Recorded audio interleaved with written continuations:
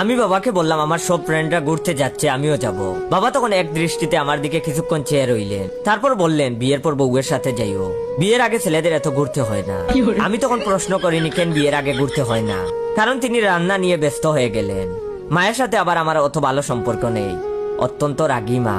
তাও আমি মাকে বললাম, মা আমি কি একটু ঘুরতে যাইতে পারি না?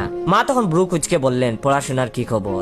মাসে মাসে এত টাকা নিচ্ছ, তার আউটকাম কি? আর কোথায় যেতে চাচ্ছ? আমি তখন বললাম বেশি দূরে না, কাছেই।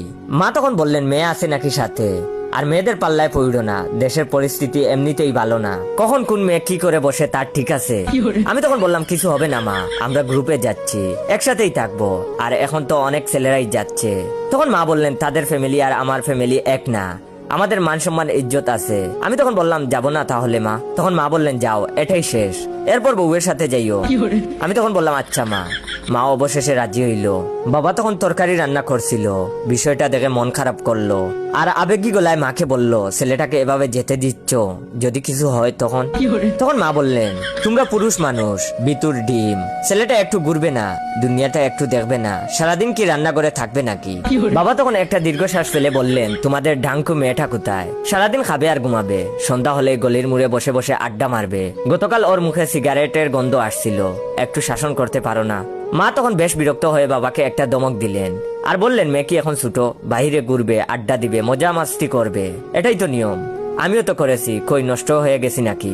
আমি ফ্যামিলির ডিসকাশন থেকে বের হয়ে রুমে গিয়ে একটা লুঙ্গি ড্যান্স দিলাম। জীবনে প্রথম ঘুরতে যাচ্ছি বান্দরবন, আমরা 7 জন।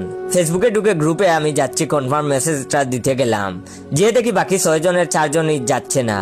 মনটা তখন আমার খারাপ হয়ে গেল।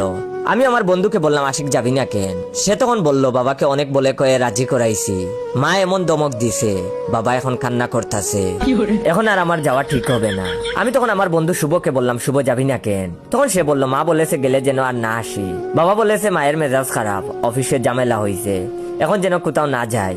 আমি তখন আমার বন্ধু রাকিবকে বললাম, তুই যাবি না কেন? তখন সে বলল, মা বাসায় নাই রে।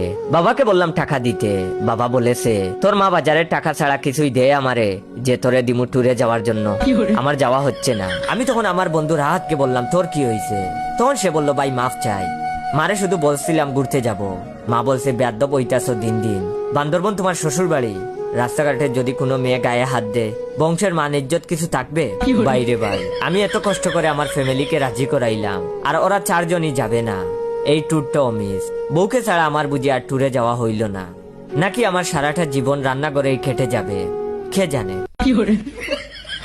ওয়েট ভিডিওটা শেষ করার আগে আপনাদের কাছ থেকে একটু সময় নিয়ে নিচ্ছি, আপনারা দয়া করে ভাইয়ের রিয়েল ফেসবুক পেজ ইয়োর জয়কে ফলো দিয়ে রাখবেন, আর রিয়েল পেজ থেকে ভিডিওটা দেখতে পেলে সবাই বেশি বেশি করে শেয়ার করবেন, যাতে করে আপনার শেয়ারে অন্যরা ভাইয়ের রিয়েল ফেসবুক পেজটা পায়। আরেকটা কথা, যারা যারা এখনো ভিডিওতে রিয়েক্ট দেন নাই, অবশ্যই রিয়েক্ট দিয়ে দিবেন, আর ভিডিওটা কেমন লাগলো অবশ্যই কমেন্ট করে জানাবেন।